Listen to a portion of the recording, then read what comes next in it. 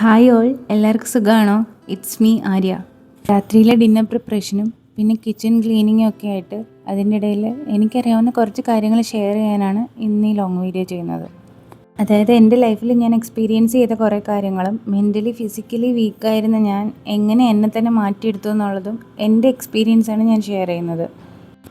ഒരു സമയത്ത് ഒരു ഹോസ്പിറ്റലിലുണ്ടായ മെഡിക്കൽ നെഗ്ലിജൻസ് കാരണം മരിച്ചു പോയേക്കാവുന്ന അവസ്ഥയിൽ നിന്ന് തിരിച്ചു വന്നൊരു വ്യക്തിയാണ് ഞാൻ. അപ്പോൾ ലൈഫ് എനിക്ക് എന്താണ് മനസ്സിലാക്കി തന്നത് എന്നുള്ളതാണ് ഞാൻ ഈ വീഡിയോയിൽ ഷെയർ ചെയ്യുന്നത്. ഫിസിക്കൽ ഇഷ്യൂസിലൂടെയും ആങ്സൈറ്റിയിലൂടെയൊക്കെ കടന്നുപോയ ഒരാളാണ് ഞാൻ. എല്ലാം കൂടി എനിക്ക് ഈ വീഡിയോയിൽ ഉൾപ്പെടുത്താൻ പറ്റില്ല, പക്ഷേ ഞാൻ അതിനെ എങ്ങനെ ഓവർകം ചെയ്തു എന്ന് ഷെയർ ചെയ്യാം. എപ്പോഴും ഹാപ്പി ആയിട്ടിരിക്കാൻ ഇഷ്ടപ്പെടുന്ന ഒരാളായിരുന്നു ഞാൻ. എല്ലാവരും ഓൾമോസ്റ്റ് അങ്ങനെ തന്നെയാണ്. പക്ഷേ ലൈഫിലെ പല പല പ്രശ്നങ്ങൾ കാരണം നമുക്ക് എപ്പോഴും ഹാപ്പി ആയിട്ടിരിക്കാൻ പറ്റാറില്ല. ചില കാഴ്ചപ്പാടുകളും ലൈഫ് സ്റ്റൈലും ഒക്കെ മാറ്റിയപ്പോഴാണ് എനിക്ക് ലൈഫിൽ സമാധാനം എന്താണ്, സന്തോഷം എന്താണെന്നൊക്കെ മനസ്സിലായത്. ഈ ഹാപ്പിനെസ് എന്ന് പറഞ്ഞാൽ എപ്പോഴും പൊട്ടിച്ചിരിച്ച് തമാശ പറഞ്ഞിരിക്കാൻ നല്ല മെയിൻ ചെയ്യുന്നത്. അത് നമ്മുടെ ഉള്ളിൽ ഉണ്ടാവേണ്ട ഒന്നാണ്. എപ്പോഴും പൊട്ടിച്ചിരിച്ച് തമാശ പറഞ്ഞ് ഒരാൾ ഇരിക്കുന്നു എന്ന് വെച്ചാൽ അവരുടെ ഉള്ളിൽ സങ്കടം ഇല്ലെന്ന് അർത്ഥമില്ല. ഹാപ്പിനെസ് എന്ന് പറയുന്നത് വളരെ ഡീപ്പായിട്ടുള്ളൊരു ഇമോഷനാണ്. അങ്ങനെ ഉള്ളുകൊണ്ട് സന്തോഷമായിട്ടിരിക്കാനുള്ള ഫസ്റ്റ് സ്റ്റെപ്പ് എന്ന് പറയുന്നത് നമ്മളെ മറ്റുള്ളവരുമായിട്ട് താരതമ്യം ചെയ്യുന്നത് നിർത്തുക എന്നുള്ളതാണ്. ഓരോരുത്തരുടെ ലൈഫും ഡിഫറെൻ്റ് ആണല്ലേ. വേറൊരാളുടെ ഉള്ളത് പലതും എൻ്റെ ഉണ്ടാവില്ല, പക്ഷേ എൻ്റെ ഉള്ളത് പലതും വേറൊരാളുടെ കയ്യിലും ഉണ്ടാവില്ല. അപ്പോൾ വേറൊരാളുടെ കയ്യിലുള്ളത് കണ്ടിട്ട് അതുപോലെ എനിക്ക് വേണം, അല്ലെങ്കിൽ അതെനിക്ക് കിട്ടുന്നില്ല, എൻ്റെ ലൈഫ് മോശമാണ് എന്ന് പറഞ്ഞ് നമ്മൾ കമ്പയർ ചെയ്യുമ്പോൾ നമ്മുടെ സന്തോഷം അവിടെ നഷ്ടപ്പെട്ടു പോവുകയാണ്. അപ്പോൾ എനിക്ക് തന്നെ എൻ്റെ മോൻ ചെറുതായിരുന്ന ടൈമിൽ വർക്ക് ചെയ്യാൻ പറ്റാതിരുന്ന സാഹചര്യങ്ങളുണ്ട്. ഫിസിക്കലി പ്രശ്നങ്ങൾ വന്ന സമയത്ത് എനിക്ക് ഒന്നും ചെയ്യാൻ പറ്റാതിരുന്നിട്ടുള്ള സമയങ്ങളുണ്ട്.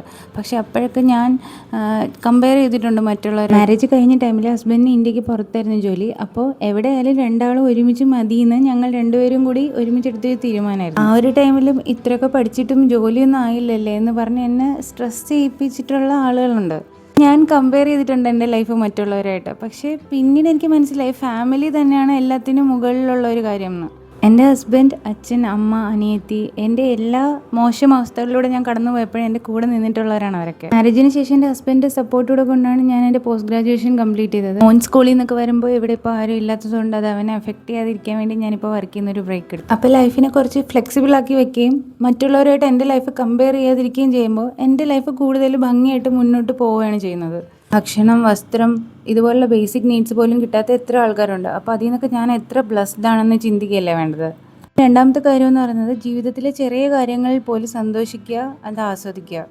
ചെറിയ കാര്യം എന്ന് പറയുമ്പോൾ ഞാൻ നട്ട ഒരു ചെടിയിൽ പൂ പിടിച്ചാൽ പോലും അതിൽ നന്നായിട്ട് സന്തോഷിക്കുക. ഇത് ഞാൻ പഠിച്ചൊരു ലെസണാണ്. നമുക്ക് ജീവിതം എത്ര കാലം ഉണ്ടെന്നറിയില്ല. അപ്പോൾ അതായത് നമുക്കിപ്പോൾ കിട്ടുന്ന ഓരോ നിമിഷവും ആസ്വദിക്കുക, അതിൽ സന്തോഷിക്കുക. അപ്പോൾ വേറൊരാളുടെ അപ്രിസിയേഷനോ അവർ നമുക്ക് വില തരാത്തതോ ഒന്നും നമ്മളെ ബാധിക്കുന്ന കാര്യമാവില്ല.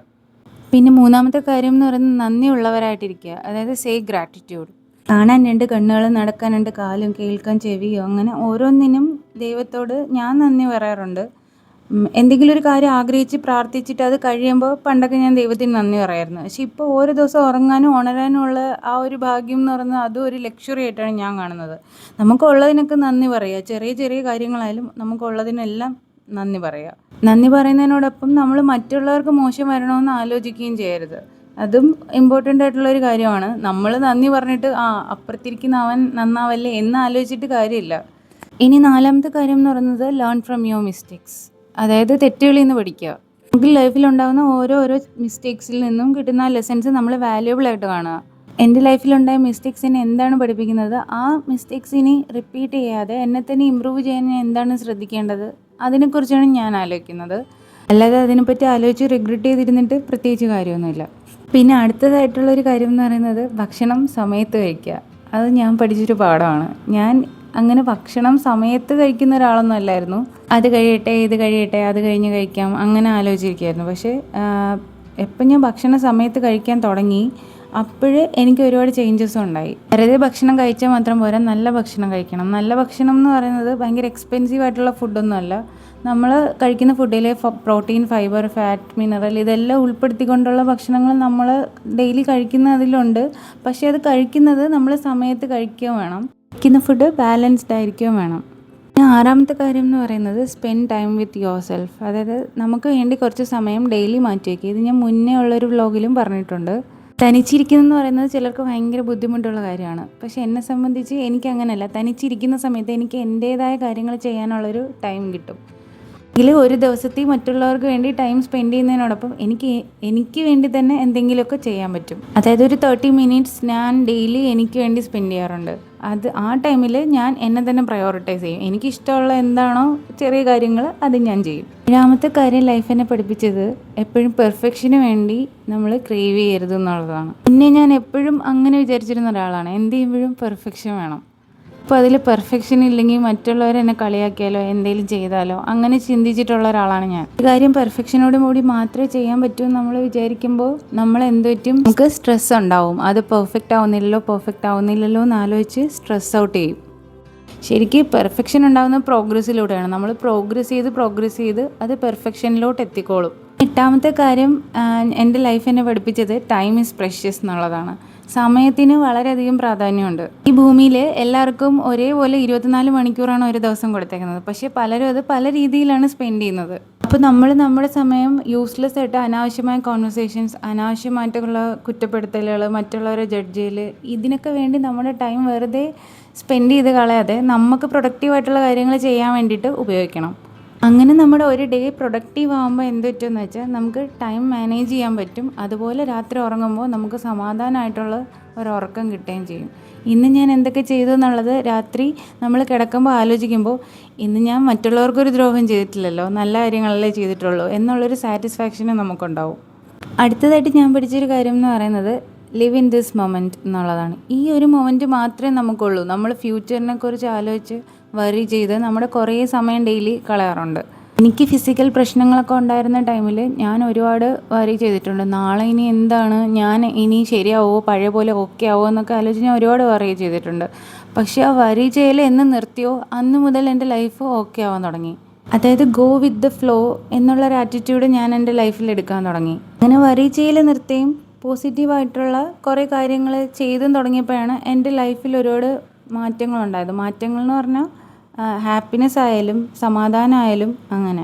അതായത് കുറേ വർഷങ്ങളെടുത്ത് എൻ്റെ മൈൻഡിനെ ഞാൻ പതിയെ സ്ട്രോങ് ആക്കുകയാണ് ചെയ്തത്. വയ്യെങ്കിലും വെറുതെ ഞാനിങ്ങനെ നടക്കാൻ പോവുകയും ബുക്ക് റീഡ് ചെയ്യുകയും എനിക്കിഷ്ടമുള്ള കാര്യങ്ങൾ ചെയ്യുകയും അങ്ങനെ പതിയെ ഞാൻ എന്നെ തന്നെ മാറ്റിയെടുക്കുമായിരുന്നു. അങ്ങനെ നമുക്ക് ഇഷ്ടമുള്ള കാര്യങ്ങൾ ചെയ്യുമ്പോൾ അത് പതിയെ നമ്മുടെ ഹീൽ ചെയ്യും. ബോഡി ഹീൽ ചെയ്യുന്നതിനോടൊപ്പം നമ്മളെ മൈൻഡും ഹീൽ ചെയ്യും. ഇതൊക്കെ എൻ്റെ എക്സ്പീരിയൻസസ് ആണ്. ഓരോരുത്തർക്കും ഡിഫറെൻ്റ് ആയിരിക്കും. പിന്നെ ഞാൻ ഒരുപാട് റീഡ് ചെയ്യാൻ ഇഷ്ടപ്പെടുന്ന ഒരാളാണ്. ഞാൻ അതുകൊണ്ട് സമയം കിട്ടുമ്പോഴൊക്കെ വായിക്കാറുണ്ട്. നടക്കാൻ ഞാൻ എല്ലാ ദിവസവും പോകാറില്ല. വാക്കിംഗ് എപ്പോഴും പോസിബിൾ ആയിട്ടുള്ള കാര്യമല്ല. പിന്നെ വയ്യാണ്ടിരുന്ന ടൈമിലൊക്കെ സിമ്പിൾ കുക്കിംഗ് ഒക്കെ എന്നെ ഭയങ്കരമായിട്ട് ഹെൽപ്പ് ചെയ്തിട്ടുണ്ട്. ചിലപ്പോൾ എനിക്ക് ഒരുപാടൊന്നും ആ ടൈമിൽ ചെയ്യാൻ പറ്റത്തില്ലായിരുന്നു. അപ്പം ചെറിയ കാര്യങ്ങൾ, ചെറിയ രീതിയിലുള്ള കുക്കിംഗ്, അതെ, അങ്ങനെ ചെയ്യുമ്പോഴും അതെനിക്ക് ഭയങ്കരമായിട്ട് സന്തോഷം തന്നിട്ടുണ്ട്. നമ്മൾ ഹോം മെയ്ഡ് ഫുഡ് പുറത്തുനിന്ന് കഴിക്കുന്നതും വീട്ടിലുണ്ടാക്കുന്നതും തമ്മിൽ ഒരുപാട് വ്യത്യാസമില്ലേ. ഹോം മെയ്ഡ് ഫുഡിൽ നമ്മളൊരു സീക്രട്ട് ഇൻഗ്രീഡിയൻറ്റ് ചേർക്കുന്നതെന്ന് പറയുന്നത് ലവ്, നമ്മൾ സ്നേഹവും കൂടി ചേർന്നിട്ടുള്ളതാണ്. അപ്പോൾ ഉണ്ടാക്കുന്ന ഭക്ഷണം ചെറുതാണേലും അത് സ്നേഹത്തോടെ ഉണ്ടാക്കുക എന്ന് ഞാൻ വളരെ ലേറ്റായിട്ട് പഠിച്ചൊരു കാര്യമാണ്. പിന്നെ അടുത്തൊരു കാര്യം എന്ന് പറയുന്നത് എല്ലാവരും നമ്മളെ ഇഷ്ടപ്പെടേണ്ട കാര്യമില്ല എന്നുള്ളതാണ്. ആൾക്കാർ ഇഷ്ടപ്പെട്ടില്ലെങ്കിലും ലോകം അവസാനിക്കാനൊന്നും പോകുന്നില്ല.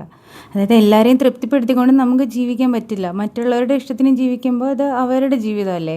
നമുക്ക് ഇഷ്ടമുള്ളതുപോലെ ജീവിക്കുമ്പോഴല്ലേ നമ്മുടെ ജീവിതമാവുള്ളൂ. ഞാനിവിടെ മഹാരാഷ്ട്രയിൽ സ്കൂളിൽ വർക്ക് ചെയ്യുന്ന ടൈമിൽ ഒരു കൊളീഗ് എൻ്റെ സ്കിൻ കളറിനെ പറ്റി പറഞ്ഞ് എല്ലാവരും ഇരിക്കുന്ന ഒരു ടൈമിൽ കളിയാക്കിയിട്ടുണ്ട്. നമ്മളോട് ആർക്കെങ്കിലും ഒരു ഇഷ്ടക്കേടുണ്ടെങ്കിൽ അറിയാൻ പറ്റുമല്ലോ. എല്ലാവരും ഇരിക്കുന്ന സമയത്ത് നമ്മൾ വെറുതെ ഒന്ന് ഹേർട്ട് ചെയ്യണം, അത്രേ ഉള്ളൂ. പെൺകുട്ടികൾക്ക് നിറം വേണം, ആൺപിള്ളേർക്ക് ഫീച്ചേഴ്സ് മാത്രം മതി. ഒരു പെൺകുട്ടിക്ക് നിറം ഇല്ലെങ്കിൽ വരുന്ന ജനറേഷൻ എല്ലാം അങ്ങനെ ആയി പോകും. ഞാൻ അത് കേട്ട് ഒരുപാട് വിഷമിച്ചു. പക്ഷേ എനിക്കതൊരു പുത്തിരി അല്ലാത്തതുകൊണ്ട് പിന്നെ ഞാൻ ആ സംഭവം അങ്ങ് വിട്ടു. പക്ഷേ അവർക്ക് എന്നെ ഇഷ്ടമായിരിക്കില്ല. അതായത് ഒരു വ്യക്തിക്ക് എന്നെ ഇഷ്ടമല്ലെങ്കിലും എനിക്ക് പ്രത്യേകിച്ച് ഒന്നും സംഭവിക്കാൻ പോകുന്നില്ല. ഈ ലോകവും അവസാനിക്കാൻ പോകുന്നില്ല. പിന്നെ ലൈഫിൽ എൻ്റെ എക്സ്പീരിയൻസസ് കൊണ്ട് എനിക്ക് മനസ്സിലായ ഒരു കാര്യമാണ് don't be A people pleaser എന്നുള്ളത്. എല്ലാവരെയും സന്തോഷിപ്പിച്ചുകൊണ്ട് എനിക്ക് ഒന്നും ചെയ്യാൻ പറ്റത്തില്ല. അത് ഞാൻ വളരെ ലേറ്റായിട്ട് മനസ്സിലാക്കിയ ഒരു കാര്യമാണ്. ചിലരൊക്കെ എന്നെ വിഷമിപ്പിക്കുമ്പോൾ ഞാൻ ഉള്ളിൽ കരഞ്ഞുകൊണ്ട് പുറമേ ചിരിച്ച് നിന്നിട്ടുണ്ട് കുറേ വർഷങ്ങളോളം. അതിൽ പ്രതികരിക്കാതെ ഇരിക്കുമ്പോൾ അവർ ചിന്തിക്കുന്ന ഒരു കാര്യം, ഇതൊക്കെ നോർമലാണ്, ഇങ്ങനൊന്നും ചെയ്താലും അവരെന്നോട് എന്ത് ചെയ്താലും കുഴപ്പമൊന്നുമില്ല എന്നുള്ളൊരു രീതി. പിന്നെ എന്ത് പറഞ്ഞാലും റിയാക്ട് ചെയ്യാതെ കേട്ടുകൊണ്ട് നിന്ന് എന്നെ വിഷമിപ്പിക്കേണ്ടെന്ന് ഞാനൊരു ദിവസം തീരുമാനിച്ചു. റിയാക്ട് അല്ല, റെസ്പോണ്ടാണ് ചെയ്യുന്നത്. എന്നെ വിഷമിപ്പിച്ചുകൊണ്ട് എന്നെ എന്ത് പറഞ്ഞാലും അത് കേട്ടുകൊണ്ട് നിൽക്കേണ്ട കാര്യമില്ല ഒരു പീപ്പിൾ പ്ലീസറായിട്ട് എന്ന് എനിക്കൊരു ദിവസം തോന്നി. ജീവിതത്തിൽ തന്നെ ഒരുപാട് മാറ്റം ഉണ്ടാക്കിയിട്ടുണ്ടെന്നാണ് എനിക്ക് തോന്നിയിട്ടുള്ളത്. ഞാൻ പേടിച്ച് ഫിയറിലൂടെ പോയ ആ ദിവസത്തിനെക്കാട്ടിലും എനിക്കിപ്പോൾ സമാധാനവും സന്തോഷവും തരുന്ന എൻ്റെ അങ്ങനെ ചില പോസിറ്റീവായിട്ടുള്ള തീരുമാനങ്ങളാണ്. അങ്ങനെയുള്ളവർക്ക് വേണ്ടി എന്ത് ചെയ്തിട്ടും കാര്യമൊന്നുമില്ല. കാര്യം അവരെല്ലാത്തിലും കുറ്റം കണ്ടുപിടിക്കും. അപ്പോൾ നമ്മൾ നമ്മുടെ വഴിയെ പോവുക, അത്രേ ഉള്ളൂ. Last but not the least ഞാൻ മനസ്സിലാക്കിയ കാര്യം പീസ് ഈസ് ഇമ്പോർട്ടൻറ്റ് എന്നുള്ളതാണ്. ജീവിക്കാൻ ആവശ്യത്തിനുള്ള മണി വേണം, അതുപോലെ സമാധാനവും വേണം. രണ്ടിലൊന്നില്ലാതായാലും പ്രശ്നമാണ്. അപ്പോൾ എൻ്റെ മനസ്സമാധാനം ഇല്ലാതാക്കുന്ന ചില സ്ഥലങ്ങളിൽ നിന്ന് ഒഴിഞ്ഞു നിൽക്കാമെന്ന് എനിക്ക് തോന്നി. എന്ന് വെച്ചാൽ എനിക്ക് ഒന്നിനോട് ഹെയ്റ്റ് ഇല്ല, എല്ലാത്തിനോട് സ്നേഹം മാത്രം. എല്ലാം എനിക്ക് തരുന്ന ഓരോ എക്സ്പീരിയൻസസ് ആണ്. നമ്മളിവിടെ ജനിച്ചതിന് ഉത്തരവാദിയാണ് നമ്മളല്ല, പക്ഷേ ഇവിടെ എങ്ങനെ ജീവിക്കണം എന്നത് നമുക്ക് തീരുമാനിക്കാൻ പറ്റും. ഇത്ര നേരം കേട്ടിരുന്ന എല്ലാവർക്കും നന്ദി. അപ്പോൾ പുതിയൊരു വീഡിയോയിൽ കാണാം. ബൈ.